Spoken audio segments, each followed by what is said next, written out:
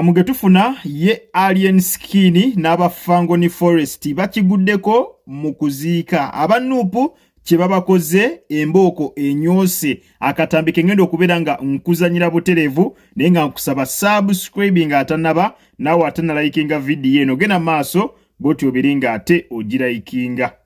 funira endala gyewompa eri njagala mudde wali babalabe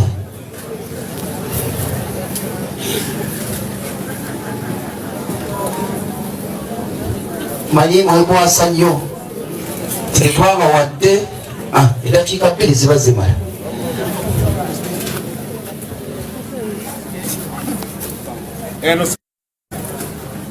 eno si Fangoni Forest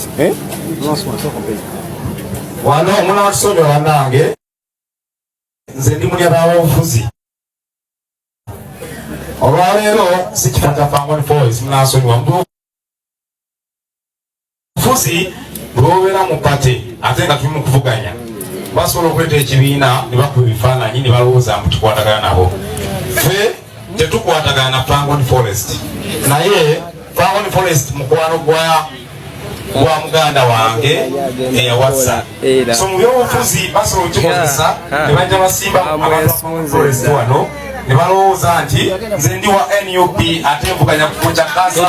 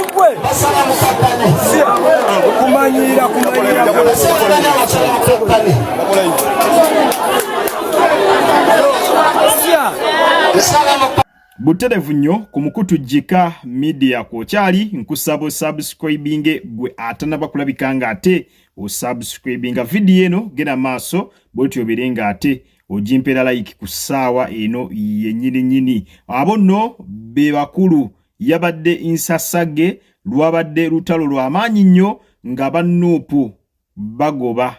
abafangoni Forest mu kuziika babagambye tetuyina kubeera nga tulabikira mu kifaananyi kyonna n'abafangoni Forest jjukira olutalo lwe tuliko lutalo lwa kulwanira kaadi buli eyeesimbyewo ku nuupu essaawa eno ali mu kubeera nga afuba nnyo okutambulira makubo amalongoofu kubanga newe kabaka kakica katini nnyo ne kakugwako bwe kati abanuupu abakulu ku munuupu basobola okukubamu ebituli era okukakana nga kaadi togifunye kaakati kigambibwa ne bano abagobye abafangoni Forest mu kuziika mbu be bamu kubali mu kubeera nga balwanira ki bali mu kulwanira kaadi nga tebagala kulabika mu bifaananyi n'abafangoni ekyo kiyinza okubeera nga ate mwanatu kibamisa kaadi embeera y'obwete bwe yabadde lwabadde lutalo sematalo naye embeera eno yonna aba social media in-laws mwanatu bagikubyemu ebituli nga bagamba wadde buli omu alina omuntu we gwawagira naye tetulina kutuuka ku ssa lino lyegoba mu kuziika wadde buli muntu alina omuntu we gwagamba nti ono gwe mpagira naye tetulina kutuuka ku ssa ate lyakubeera nga twegoba mu kuziika kale byonna bibeerawo naye tetulina kutuuka ku ssa lyakubeera nga twegoba mu kuziika ba social media in-laws bwe batyo bwe bagambira ne bagamba abaana ba Nuupu ku luno basiiwuseemukko ku mpisa kubanga babafangoni bazze nga ba mirembe wadde tubamanyi mu ffujjo tubamanyi bintu bya ntalo naye ate ku luno babadde bakuumye eddembe n'ate aba Nuupu be batandise okubeera nga babasookereza era gye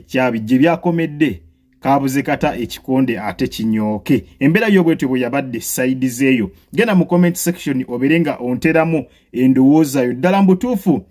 Abanupu bakoze bulungi nnyo okugoba abafangoni Forest mu kuziika. Tuwe endowooza yo wansaawo mu comment section. Ate bwe tweyongerayo ye Tamale Mirundi Junior kyakoze Catherine kusaasira ne full figure abagase kakota n'asabula bali n'abasawali. Kankwe katambi katono nnyo naye nga nkusaba subscribinga nawe ate na likinga video giraikinge ku ssaawa eno ye.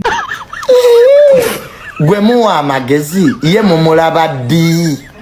mugamuwe ye mmwe ba advisor amagezi go mugayina mmwe mwina amagezi mmwe kati musogaba otya kyotayina obeera otya ng'oli musiru naye ng'ogaba amagezi agawa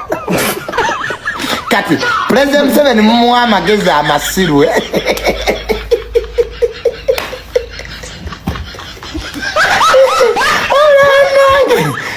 nze mbyaye ebintu neeseka temuyina magezi ate mwe kati mu advisinga biki ng'ensi yonna ekimanyi temuyina magezi kati mumuwa amagezi amasirwe. Museveni abonyeebonye musajja wattu nze mbensaasira President Museveni musaasira kubanga abonyeebonye buli muntu akeera n'amwesibako musajja. Ati baabalonda olunaku lwe lumu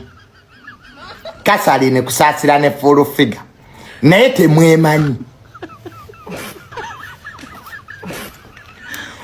Kati ye abalonda mu mulabaddi ekyo nakyo no kibuuzo kikulu nga temunnayomba. President Museveni mu mulabaddi mwembi awoka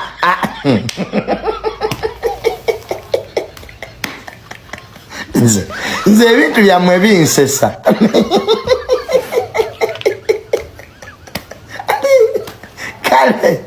kale tukkiriza muli ba advisor naye ye mu mulabaddi buli mwezi buli wiiki. So full figure ne Catherine kusaasira mujje wange muleeta appointment letter zammwe mbavunulira oluzungu oluliko. Yes full figure Catherine kusaasira please mujje wange nze amanyi oluzungu mbasomere tulabe mobilizer yani ne advisor yani olulala olutalo luggwewo kuba mwena simanyi oba muziina appointment letter katuza n'okubaanu nga tebazibawo mwena appointment letter ani abasasula banka ki buterevu yo embeera bwetyo bwekyayimiridde ye Tamale Mirundi Junior ekyamazima ayagala entalo. Tamale Mirundi Junior ne violence bali bati bali bumu nga bwe mulabye mu katambi ako alumbye nateera omukyala Jennifer full figure nga kwogase ne Catherine kusaasira. Gye buvuddeko bano abantu babadde banfanfe mwabagoberera amawulire ge Uganda Junior n'omukyala full figure babadde infanfe nga bakyali ebyaddala era obutambi buzenga bufuluma nga bali bombi nga tebeerinaako mbeera nga gye beerinako edda. Naye twandibanga we twolekedde Junior Tamale Mirundi Junior asuubudde olutalo olupya naye tetumanyi lino gye lugenda kuggweera. Tamale Mirundi Junior we twogerera yandibanga asuubudde olutalo olupya kuba mukimanyi bulungi nti omukyala Jennifer full figure naye tanyigibwa mu ttooke bwe kituuka mu nsonga ezifaanaganako ne violence. Tanyigibwa mu ttooke era oba oyagala munyigira mu ttooke awo obeera osembye nakyo. Kakati nno nga bwe mukimanyi bulungi waliwo olutalo mu makati g'omukyala Catherine kusaasira nga kwogase ne full figure. Lutalo lwaki? Catherine kusaasira agamba full figure si presidential advisor wabula mobilizer kitegeeza mukunzi justice si advisor ate ye Jennifer full figure agamba nti ye presidential advisor era wabaddewo olutalo nga Catherine Kusasira amugamba nti bw'obaddala oli presidential advisor leta appointment letter yo tukonfirming nti ddala oli si byakweyita bweyisi tukonfirming nti ddala oli presidential advisor lwe lutalo olubadde ku social media kakati n'omukulu Tamale Mirundi Junior nga bw'omulabye olutalo aluyingiddemu n'abagamba mwenna mwabeyita ba presidential advisor ddala amazima go amagezi mugalina kyekibuzo kyababuuzizza mu katambi ke muva okubeera nga mwerabirako. Tamale Mirundi Junior akubidde ddala ku mutwe ku luno